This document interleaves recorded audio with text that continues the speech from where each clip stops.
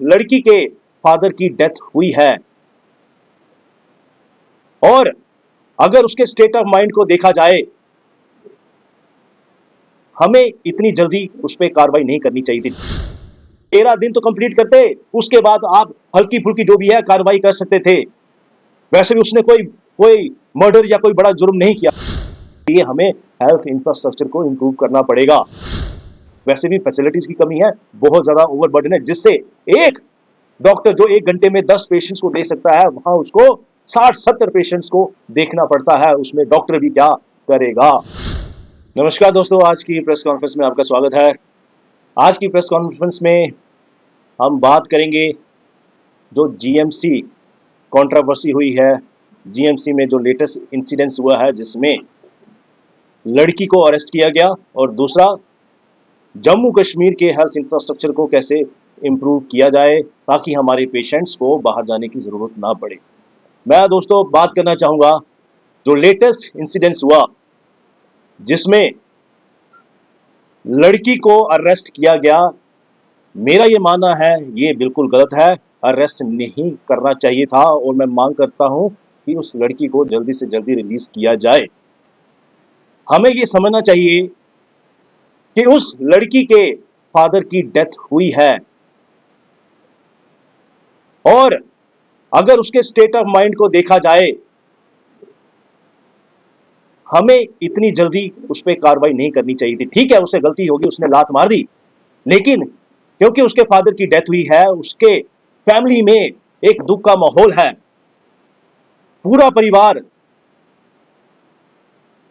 बिल्कुल आहट में है, और ऊपर से उसको अरेस्ट करके हमने आग में घी डालने का काम किया है। और वैसे भी हमारे हिंदुओं में चौथा दिन होता है, 5वां दिन होता है, 10वां या 13वां दिन होता है। कम से कम हम थोड़ा वेट तो करते, कम से कम 13 दिन तो कंप्लीट करते, उसके बाद आप हल्की फुल्की जो भी है कार्रवाई कर सकते थे।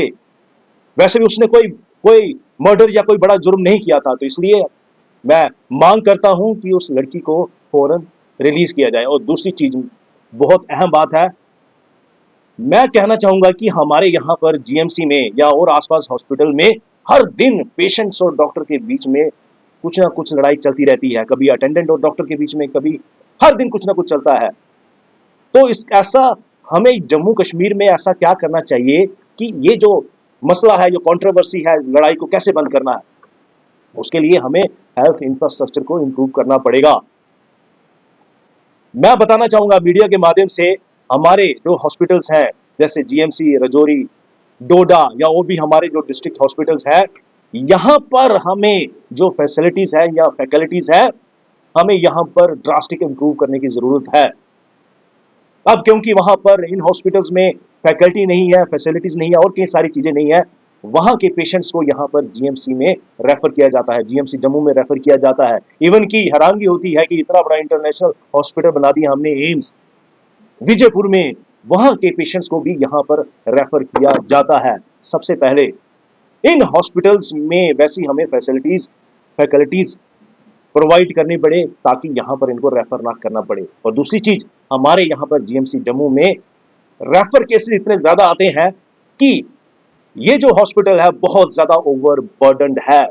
वैसे भी फैसिलिटीज की कमी है, बहुत ज्यादा ओवरबर्डन है, जिससे एक डॉक्टर जो 1 घंटे में 10 पेशेंट्स को देख सकता है, वहां उसको 60-70 पेशेंट्स को देखना पड़ता है। उसमें डॉक्टर भी क्या करेगा। इसलिए मैं मीडिया के माध्यम से कहना चाहूंगा कि हमें जम्मू कश्मीर में एट द अर्लीस्ट अपने हेल्थ मिनिस्टर को कहना चाहूंगा, स्कीना इट्टू जी को, हेल्थ सेक्रेटरी को कहना चाहूंगा, ब्यूरोक्रेसी में कहना चाहूंगा, गवर्नर साहब को कहना चाहूंगा, चीफ मिनिस्टर साहब को कहना चाहूंगा, अगर आप चाहते हो कि हमारे जो डिस्ट्रिक्ट हॉस्पिटल है वहां से पेशेंट यहां रेफर ना किया जाए, अगर आप चाहते हो कि हमारे यहां पेशेंट्स बाहर ना जाएं, तो हमें अपने हॉस्पिटल्स में इंफ्रास्ट्रक्चर चेंज करना पड़ेगा, ठीक ठाक करना पड़ेगा। वैसे उनको मशीनें देनी पड़ेंगी, लेटेस्ट मशीनें देनी पड़ेंगी, हमें वहां पर डॉक्टर्स, प्रॉपर डॉक्टर्स प्रोवाइड करने पड़ेंगे, ये सारी चीजें करनी पड़ेंगी, तभी हम ये रेफर का सिस्टम है इसको खत्म कर सकेंगे। यही एक माध्यम है जिससे हमारे पेशेंट्स आउट ऑफ स्टेट ना जा सके। हमारे लिए बड़ी दुख की बात है, बड़े अफसोस की बात है कि रेफर सिस्टम में डिफरेंट डिस्ट्रिक्ट से हमारे यहां से बाहर जाना पड़ता है।